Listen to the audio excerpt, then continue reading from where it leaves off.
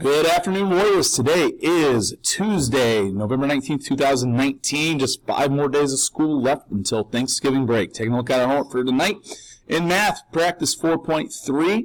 That's done in our Big Ideas math book. And practice 4.4 for honors. Just a reminder, 30 minutes of MobyMax is required this week. In science, we've got a worksheet on paper called Finding the Speed, where we're using our speed and distance and time to calculate speed. Please make sure that you are using the notes that you took today in class. There's a research paper due at the end of class tomorrow for our honors science. In social studies, you need to do a Mesopotamian creation scene. There are instructions on Google Classroom where you pick one of the scenes from the creation. You're either drawing a picture of your own or you're creating something electronic online.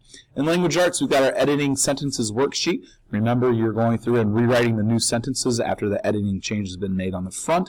And then on the back side, you are going and writing 2 sentences where there are 3 errors in each sentence. Also, you need to review your notes for Monday's test. In literature, we've got our Test Over Seed Folks book Thursday. We've got our literary devices and elements test Monday, and our book project is also due on Monday.